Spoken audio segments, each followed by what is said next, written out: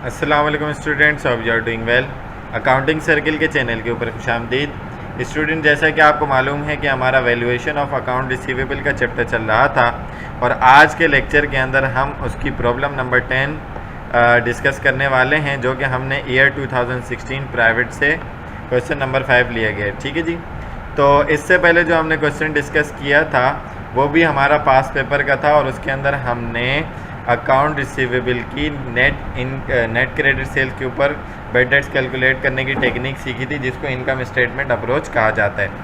आज के लेक्चर के अंदर हम अपनी अप्रोच को चेंज करेंगे और बैलेंस शीट अप्रोच पर बैड डेट्स को कैलकुलेट करना सीखेंगे, यानी कि अकाउंट रिसीवेबल के एंडिंग बैलेंस के ऊपर हमने इसको देखना है। सो वीडियो पूरी देखने से पहले मेरे चैनल को सब्सक्राइब करें और वीडियो को ज़्यादा से ज़्यादा शेयर करें।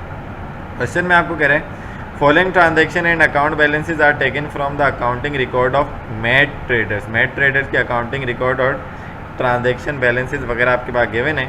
Account receivable balance at January 1 2016 को 2,75,000 के बिगिनिंग है।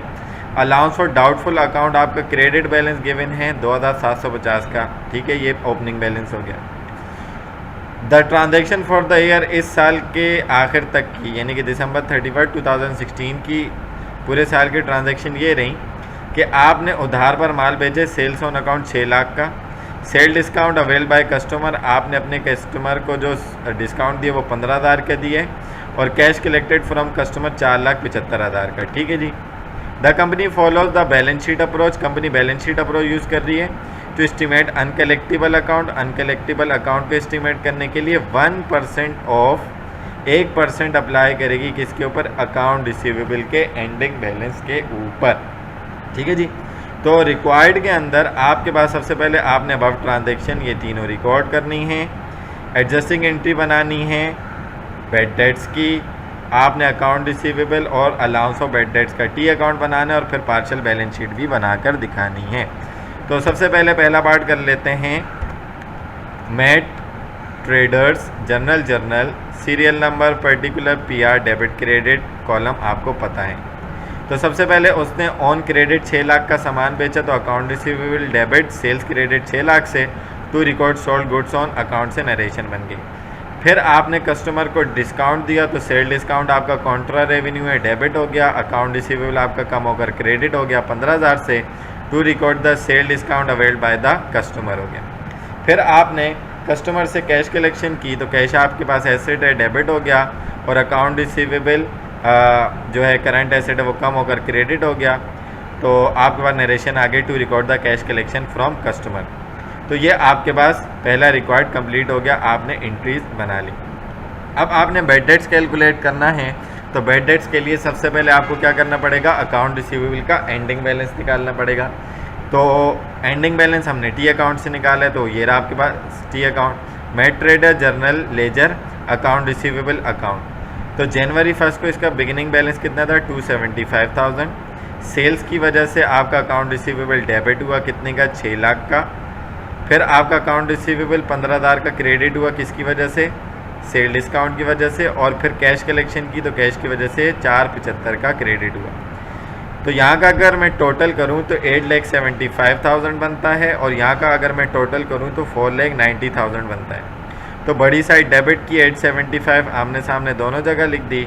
875 में से 490 माइनस किया तो बड़ी साइड बचा 385, यानी कि एंडिंग बैलेंस आपका अकाउंट रिसीवेबल का कितना है? 3,85,000 balance B D balance C D. ठीक है जी। तो एंडिंग बैलेंस आ गया। अब हम कैलकुलेट कर लेते हैं क्या? Bad debts expense. Computation for bad debts expense कैसे निकालेंगे? Bad debts expense is equal to account receivable ending के ऊपर आप अप्लाई करेंगे रेट। तो अकाउंट रिसीवेबल एंडिंग कितना निकाला? 385, उसका 1% कितना बना? 385,000 टोटल। तो बिगिनिंग बैलेंस आपका कितना गिवन था? अकाउंट रिसीवेबल का क्रेडिट, तो वो था 275,000। ठीक है जी। तो उसका डिफरेंस निकाला तो करंट ईयर का बैड डेट्स कितना निकला? 1,100 रुपये। ठीक है जी। तो इसको आप टी अकाउंट से भी देख सकते हैं कि बैलेंस बी डी आपको 2,750 का गिवन था और आपने जब टोटल निकाला तो एंडिंग कितना निकला? 3,850 निकला। तो ये एंडिंग बैलेंस है बेसिकली। ठीक है। तो आपके पास इन दोनों का अगर मैं डिफरेंस लूँगा तो 1100 आएगा, जो कि बैड डेट्स एक्सपेंस की वजह से क्रेडिट हो रहा है। ठीक है जी।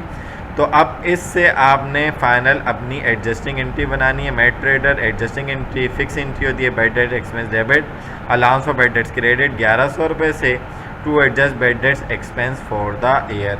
ठीक है जी। तो ये आपकी एंट्री एडजस्टिंग एंट्री भी बन गई, बैड डेट्स भी कैलकुलेट कर लिया, अलाउंस फॉर बैड डेट्स का टी अकाउंट भी हमने बनाकर आपको दिखा दिया। आखिरी पार्ट में उसने आपसे पार्शियल बैलेंस शीट मांगी थी। तो Matt trader partial balance sheet as on December 31, 2016, asset is equal to equities. तो एसेट में आपका अकाउंट रिसीवेबल जो कि एंडिंग आएगा 385 का, और अलाउंस फॉर बैड डेट जो आपका एंडिंग है, जो आपने अभी यहाँ पर पीछे निकाला था, एंडिंग टोटल कितना 385,000। ठीक है ना, सॉरी 3,850, जो कैसे बना था 2,750 बिगिनिंग का और 1,100 इस साल का बैड डेट, तो टोटल 3,850 हो गया। तो आप इसको इसमें से टोटल माइनस करवाएंगे, 385,000 माइनस 3,850, तो आपका net realisable value of account receivable कितनी आ गई 3,81,150 रुपीज़। सो आई होप कि ये पूरा क्वेश्चन आपको अच्छे तरीके से समझ में आया होगा। बहुत आसान सा क्वेश्चन था।